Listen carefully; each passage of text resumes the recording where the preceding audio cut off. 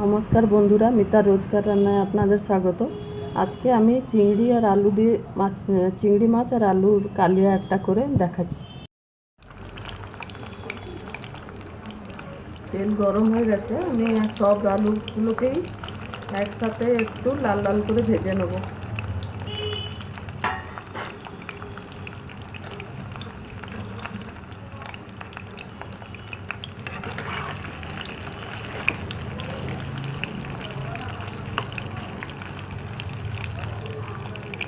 একটু লাল লাল হয়ে ভাজা হয়ে যাক, তারপর আমি দেখাচ্ছি।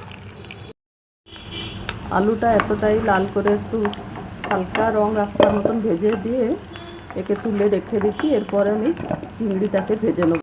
এবার এই চিংড়িটাকে একটু লাল করে ভেজে নিয়ে তুলে তারপরে মশলার সঙ্গে ভাজবো, যখন দেখাবো।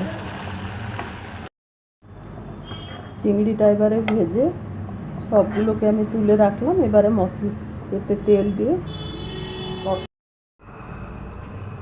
2-3 চামচ আর সর্ষের তেল দিলাম, 2টো তেজপাতা দিলাম, একটা দারচিনি, ছোট এলাচটা ফাটিয়ে দিয়ে দিলাম,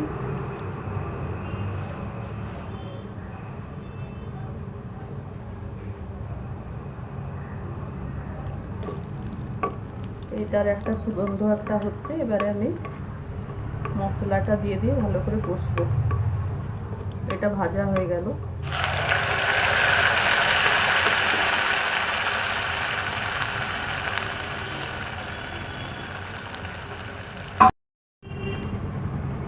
এতে 1 চামচ হলুদ দিয়ে দিলাম,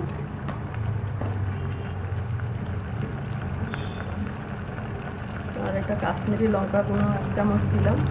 কাঁচা লঙ্কাটা এতে গ্রাইন্ড করেছি, আর লঙ্কা দিচ্ছি না। আপনারা যদি আর লঙ্কা ঝাল দরকার যদি আপনারা এখানে লাল লঙ্কা গুঁড়ো, ঝাল লঙ্কার গুঁড়োটা দিতে পারবেন।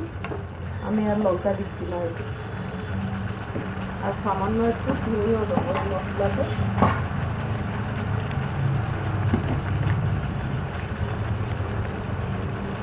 1/2 চামচ মতন চিনি দিলাম।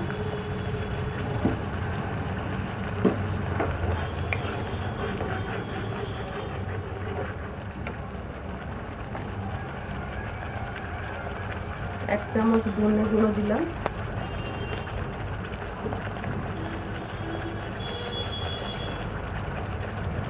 1 চামচ জিরে গুঁড়ো দিলাম,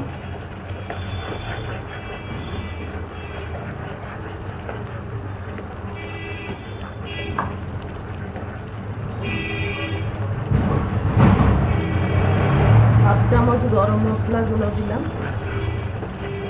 এবারে এটাকে ভালো করে মশলা তেল ছাড়বার পর্যন্ত কষবো, তারপরে দেখাচ্ছি। মশলাটা ভাজা হয়ে যাচ্ছে পুরো ভালো করে, তেলও ছেড়ে দিয়েছে। এবারে এই আলুটাকে দিয়ে দিচ্ছি,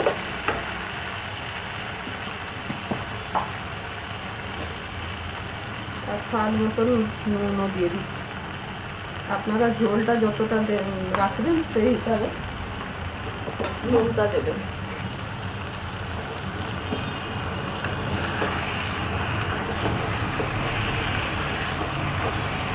এটাকে ভালো করে কষে নিয়ে এবারে জলটা দেবো।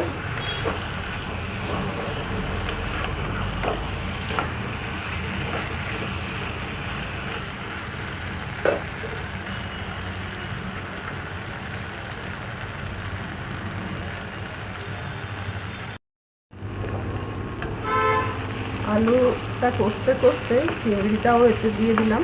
চিংড়িটাকেও একটু ভালো করে কষে নিলাম। এবারে গরম জল দিয়ে দিচ্ছি।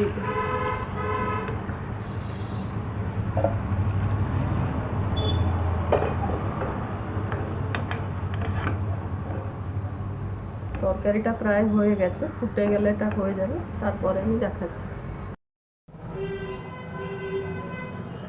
আমার চিংড়ি মাছ আর আলুর কালিয়া রেডি হয়ে গেছে, খাবার মতন হয়ে গেছে।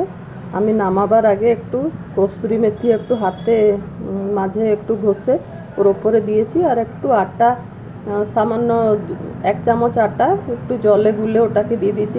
ওখানে ঝোলটা একটু ঘন হবে বলে। আপনারাও যেভাবে করে দেখালাম এইভাবে আপনারাও করে খেয়ে দেখুন। যদি ভালো লাগে আমার চ্যানেলটাকে লাইক শেয়ার সাবস্ক্রাইব করুন। ধন্যবাদ।